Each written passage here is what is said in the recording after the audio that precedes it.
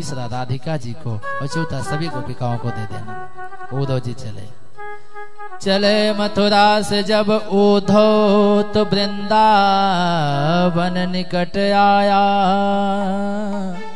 वृंदावन में जब पहुँचे तो प्रेम न अपना रंग दिखाया।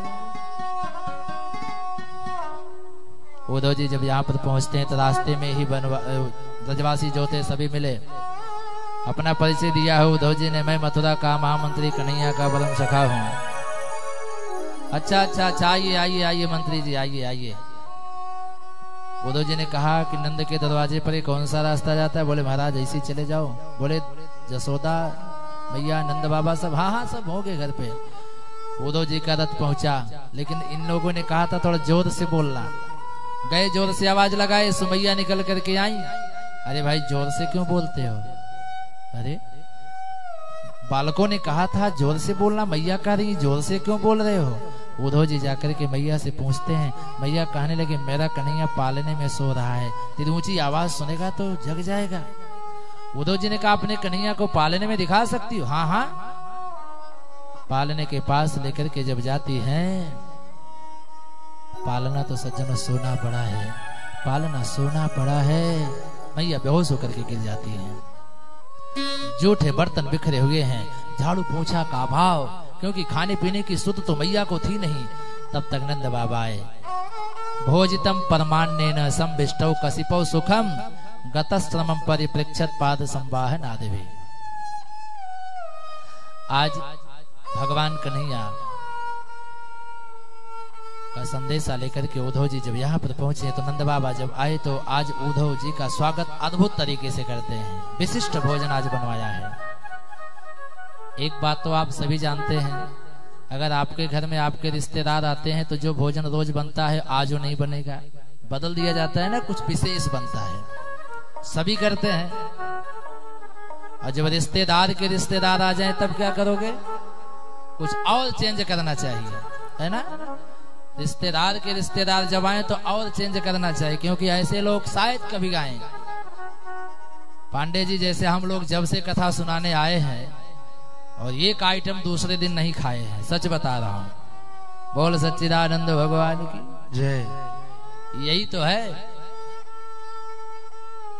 अच्छा एक बात बताओ, अपने यहाँ भोजन करने में ज्यादा अच्छा लगता है कि दूसरों के यहाँ? आप लोगों की क्या राय है? जो लोग ये कह रहे हैं अपने यहाँ जरा हाथ उठाएं तो। अच्छा कुछ ही हाथ, संख्या कम है, अल्पमत में है आप लोग। इसका मतलब आप लोगों को दूसरों के यहाँ ज्यादा अच्छा लगता है। अच्छा खैर आप लोग कुछ भी कहो, भैया गोविंद शर्मा जी, लोग दुनिया वाले कुछ भी कहें, हम तो ये मानते हैं हमारा आपका जीवन तो दूसरों के यहाँ ही व्यतीत हो रहा है कि नहीं? आप कैमरा लेकर के हम लोग कथा करते करते रहते हैं, तो इसका तो सबसे बढ़िया अनुभव हम ही लोगों को है। महीने में 20-25 दिन 30 दिन तो कभी कभी हो जाते हैं, 2-2 महीने घर नहीं जाते कथई में, और जो चाहते हैं वही खाने को मिल रहा है, तो अपने घर का अच्छा लगेगा क्या? बोल सच्चिदानंद भगवान की जय हो। इस प्रकार से आज नंद बाबा ने भी बढ़िया स्वागत कराया है उद्धव जी का। भोजितम परमान्नेन संविष्टौ कसिपौ सुखम। मैया जसोदा नंद बाबा ये दोनों जब उद्धव जी के पास बैठते हैं तो दोनों का पत्र निकाल करके दिया। सज्जनों, नंद बाबा ने पत्र को हृदय से लगा लिया। मैया तो उस पत्र को चूमने लगी। मेरे लाला ने भेजा है। ज्यादा कुछ लिख नहीं पाए थे, मात्र इतना ही माँ के चरणों में प्रणाम लिख करके सिर्फ ये कहे थे, माँ कोई अभाव नहीं है, सिर्फ कमी एक बात की कि यहाँ पर आपकी तरह प्यार से कन्हुआ कह करके पुकारने वाला कोई नहीं है। प्यार से कन्हुआ कह करके पुकारने वाला कोई नहीं है। लेखनी गिर गई थी हाथ से, आंसू से पत्र भीग गए थे, ऐसे मोड़ करके दे दिए थे। मैया कहती हैं कि हे उद्धव ये बताओ, हम सब की याद मेरा कन्हैया कभी करता है? वृंदावन की याद उसे आती है, गायों की याद आती है, गिरिराज की याद आती है उसे, बाबा नंद की याद करता है कभी? हाँ हाँ सभी की याद करता है वो। इस प्रकार से बात करते करते सारी रात बीत गई। सवेरा हुआ, गोपिकाएं आई, घेर लेती हैं। ओ लगता है कन्हैया आ गया। चचेरे भाई हैं उद्धव जी भगवान के, चेहरा भी लगभग मिलता जुलता था, लेकिन नजदीक से तो पता चला ओ कन्हैया नहीं बल्कि उद्धव जी हैं। कुछ गोपिकाएं सोचती हैं चलो स्वयं नहीं आए पर किसी को तो भेजे, कुछ गोपिकाएं तो मिलने ही नहीं जाती हैं, इससे क्या मतलब है। लेकिन फिर गोपिकाएं आकर के घेर लेती हैं, उद्धव जी पत्र निकाल करके देते हैं। गोपिकाएं अपने अपने पत्र की याचना, मेरा मेरा कहाँ है, मेरा पत्र कहाँ है मेरा। उद्धव जी कहते हैं अलग अलग किसी के लिए नहीं, सबको एक ही संदेशा है। बोलती हैं क्या, उद्धव जी ने कहा साकार ब्रह्म से मन को हटा करके निराकार ब्रह्म की उपासना में लगा लो, यही उनका संदेशा है। एक गोपी बोली ये संसार ही इतना विचित्र है कि खगाबीत फलम भोक्तम भोक्त्वा चातिथयो गृहम दगधम मृगास्तथारण्यम जारो भोक्त्वा रताम स्त्रियम। जिस वृक्ष से फल समाप्त हो जाते हैं पक्षी उस वृक्ष को छोड़ करके चले जाते हैं। खगाबीत फलम भुक्तम भुक्त्वा चातिथयो गृहम। अतिथि लोग आपके घर आते हैं, खा पी करके वो भी चले जाते हैं। जिस जंगल में आग लग जाती है जंगली जीव भी उस जंगल को छोड़ के चले जाते हैं। जार पुरुष जो होते हैं स्त्री का भोग करके वो भी चले जाते हैं। संसार ही बड़ा विचित्र है। एक गोपी बोली हे उद्धव क्या कह रहे हो, साकार से मन को हटा के निराकार में लगाऊं, क्या अपनी तरह सबको समझते हो। अरे हमें ऐसे चाहनहार नहीं जो आज तुम्हें कल और को चाहे। फेंक दे आंख निकास दो जो दूजे की ओर लखे ओ लखा है। लाख मिले तुमसे बढ़ के तुम ही को सहाय तुम ही को सहाय। जब लौया प्राण रहे तन में तब लौ हम श्यामो स्नेह निभाएं। अब ऐसी चाहने वाली गोपिकाएं नहीं है जो आज तुमसे कल दूसरे से प्रेम करेंगी। अगर मेरी आंखें कन्हैया के अलावा दूसरे को देखना जिस दिन चाहेगी, इन आंखों को निकाल करके बाहर फेंक दूंगी। उद्धव जाकर के उस श्याम सुंदर कन्हैया से कह देना जब तक गोपिकाओं के शरीर में प्राण है तब तक सिर्फ कन्हैया ही उसका आराध्य है, दूसरा कोई स्थान कभी नहीं ले सकता। उद्धव जी ने कहा हे गोपिकाओं आप तो ये भी मानती हो कि कन्हैया हर जगह है, सर्वत्र है। तो गोपिकाएं कहने लगी हाँ हाँ बिल्कुल, व्यापक ब्रह्म सबई थल पूरन है हमहु पहचानती हैं। पर बिना नंदलाल बिहाल सदा बिनु देखे न धीरज जानती हैं। तुम उद्धव यही कहिए उनसे हम और कछु नहीं जानती हैं। पिए प्यारे तिहारे निहारे बिना दुखिया अखिया नहीं मानती हैं, दुखिया अखिया नहीं मानती हैं। पश्चात सारी गोपिकाएं उद्धव जी को लेकर के राधिका जी के पास पहुंचती हैं। राधा वाला पत्र उद्धव संभाल रहे हैं। राधिका जी से सखियां कहती हैं मथुरा वासी कन्हैया का संदेशा लेके उद्धव आए हैं। राधिका जी ने कहा कहाँ के वासी कन्हैया। गोपिकाएं कहती हैं मथुरा वासी कन्हैया। उद्धव जी ने कहा हाँ हाँ राधिके मथुरा वासी कृष्ण का संदेशा लेके आया हूँ। राधिका बोली मेरा कन्हैया कब से मथुरा वासी हो गया, मेरा कन्हैया तो वृंदावनम परित्यज्य पाद में कम न गच्छति। मेरा कन्हैया वृंदावन छोड़ करके एक पग कभी कहीं गया ही नहीं, हमेशा मेरे साथ विराजमान है। तब तक एक भौरा करके गुंजार करने लगा। सखियां कहने लगी हे भौरे तू किसका संदेशा लेके आए हो। मधुपकी तव बंधो मास पिसाघ्रिम सपतन्या कुछ बिलुलित माला कुंकुम समस्रुभिर्न वह तु मधुपति स्तन बानिनी नाम प्रसादम यदु सदसि विडम्ब्यम यस्य दूतस्त्वमेद्रि। हे भौरे कहाँ के वासी किसका संदेशा तो सुनाने आया है। ये उद्धव आया है मथुरा वासी कृष्ण का संदेशा लेके, तू कहाँ के वासी। एक गोपी बोली हो अब हमारे समझ में आ गया। तीन तीन काले इकट्ठे हो गए और काले बड़े ही खतरनाक होते हैं। हे भगवान, एक काला कन्हैया जो साथ छोड़ के चला गया, दूसरा काला उद्धव जो संदेशा सुनाने आया है, तीसरा काला ये भौरा। गोपिकाएं कहती हैं ऊधो सब कारे अजमाए। ऊधो सब कारे अजमाए। ऊधो सब कारे अजमाए। जितने काले व्यक्ति हैं सभी को हमने अजमा लिया है। ये बड़े ही खतरनाक होते हैं, काले लोग बड़े ही खतरनाक होते हैं। गोपिकाएं कह रही हैं,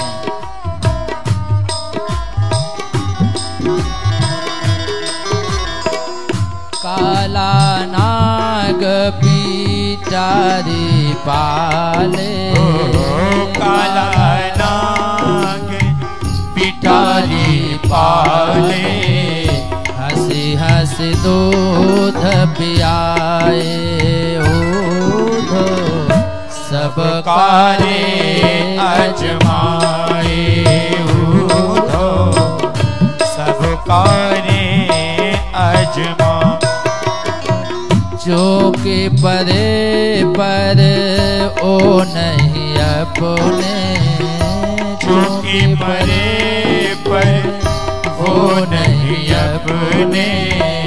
अमोरी में डस खाए। ऊधो सब कारे अजमाए। ऊधो सपेरा सर्प सपेरे की उंगली में काट बैठता है। वो ये नहीं सोचता कि यही मुझे दूध पिलाता है, क्योंकि वह भी काला है। काला है ना, इसलिए काट बैठता है। दूसरा उदाहरण देती है,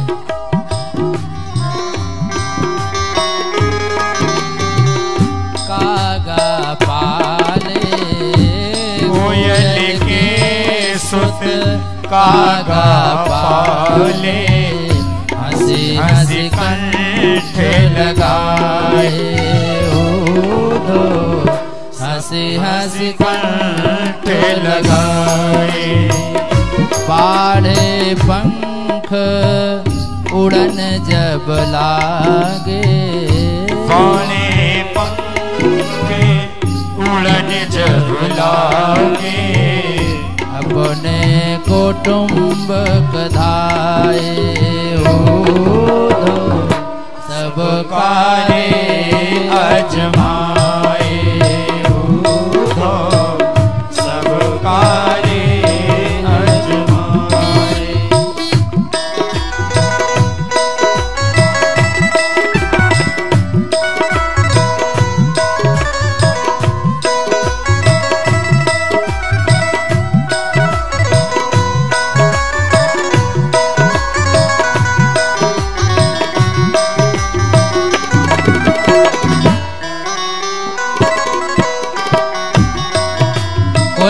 चालाक होती है ना, इतनी चालाक कोयले अपने बच्चों को ले जाकर के कौवे की घोंसले में रखाती है और कौवा अपना बच्चा समझ करके पालन पोषण करता है।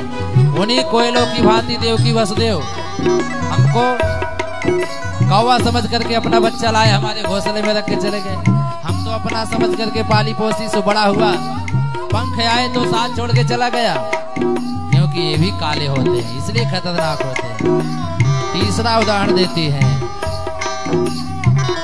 काले केस सीरन पर पाले। काले केस सिरन पर पाले। तेल फुलेल लगाए। तेल फुलेल लगाए।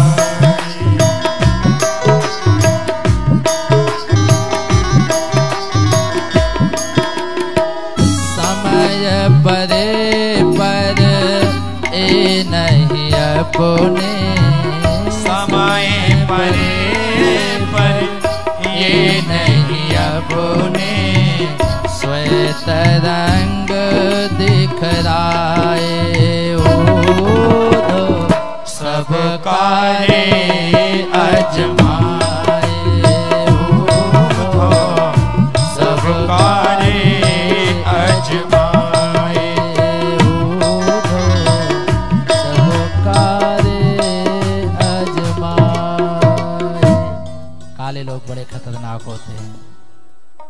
एक गोपी बोली उद्धव तू क्या समझेगा, ये तो प्रेम की बात है उद्धव, ये तो प्रेम की बात है उद्धव, बंदगी तेरे बस की नहीं है, ये तो प्रेम की बात है उद्धव, बंदगी तेरे बस की नहीं है, यहाँ सरद के होते हैं सौदे, यहाँ शरीर के होते हैं सौदे, आस की इतनी सस्ती नहीं है, ये तो प्रेम की बात है उद्धव।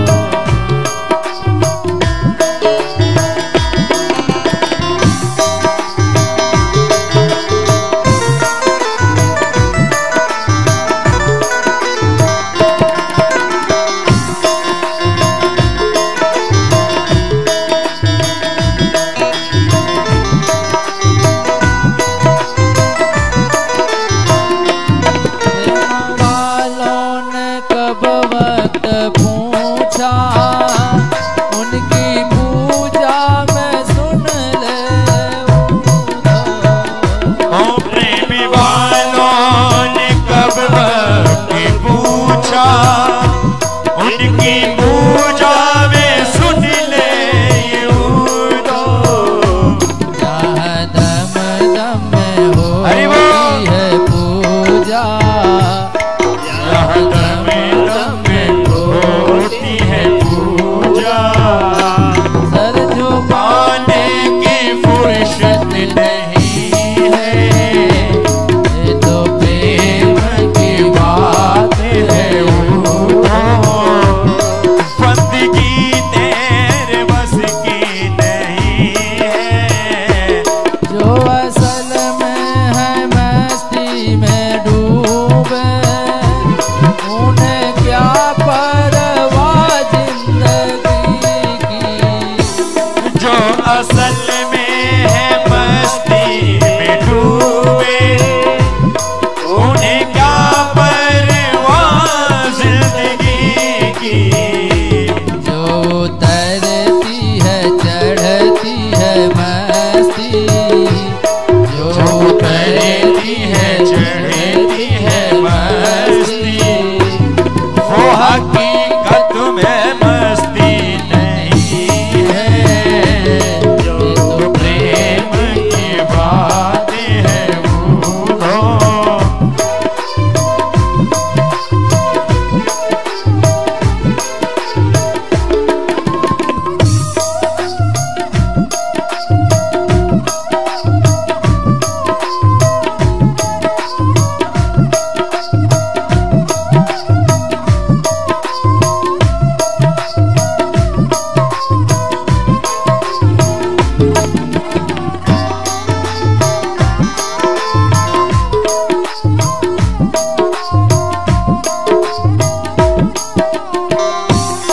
जिसकी नजरों में है श्याम प्यारे, वो तो रहते हैं जग से नियारे, जिनकी नजरों में है श्याम प्यारे, वो तो रहते हैं जग से नियारे, जिनकी नजरों में मोहन समाए, जिनकी नजरों में मोहन समाए, वो नजर फिर तरसती नहीं है, जिनकी नजरों में मोहन समाए, वो नजर फिर तरसती नहीं है, ये तो प्रेम की बात है उद्धव, बंदगी तेरे बस की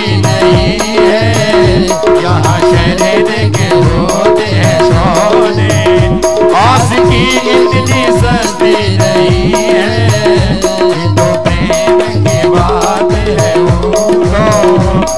जिंदगी तेरे बस की नहीं है, ये तो प्रेम की बात है।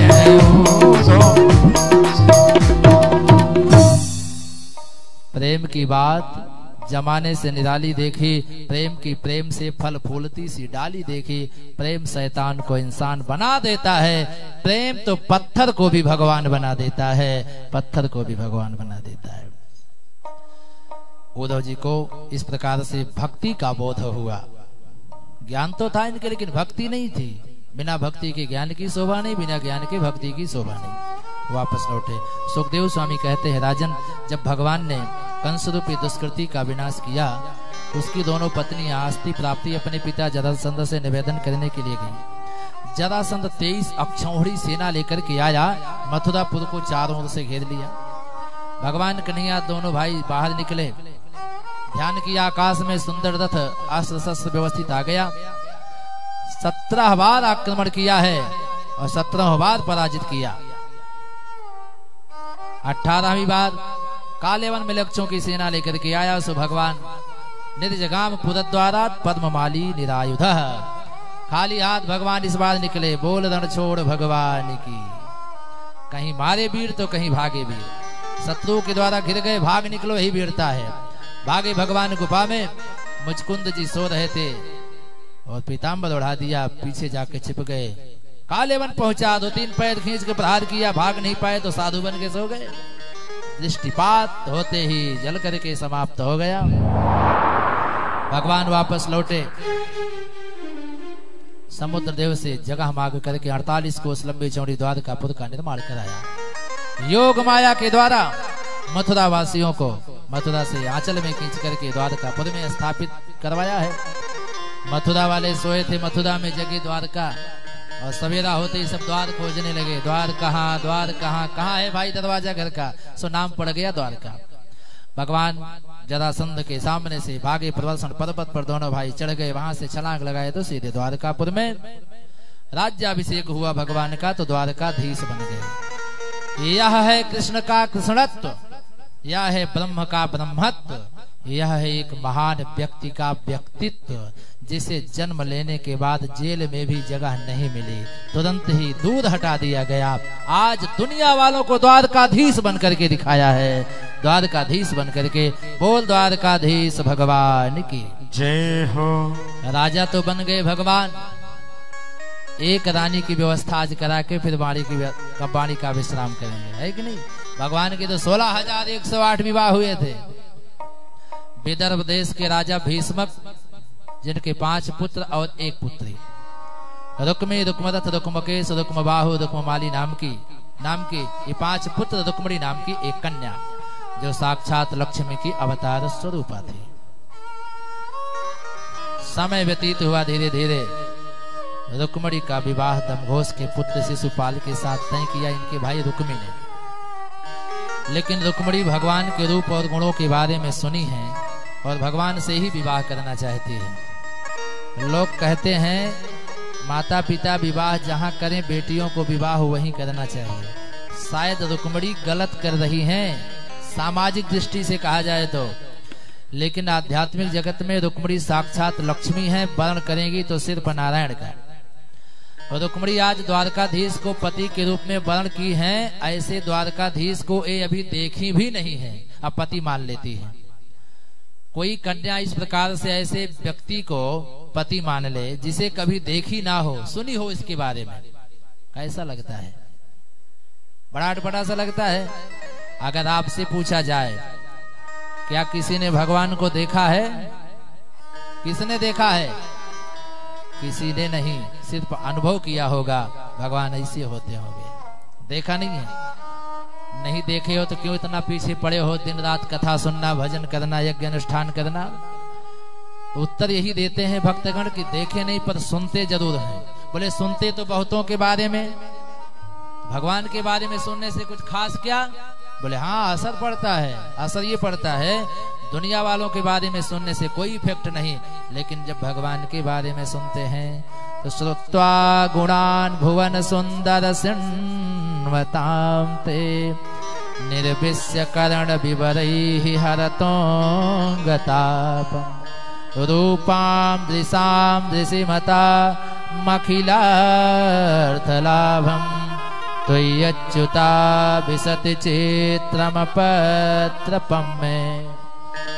भगवान की कथा, भगवान का नाम कानों से जब हृदय में पहुंचती है तो पाप ताप संताप सब दूर हो जाते हैं, सारी पीड़ा नष्ट हो जाती है। इसलिए हम उनके पीछे पड़े हैं।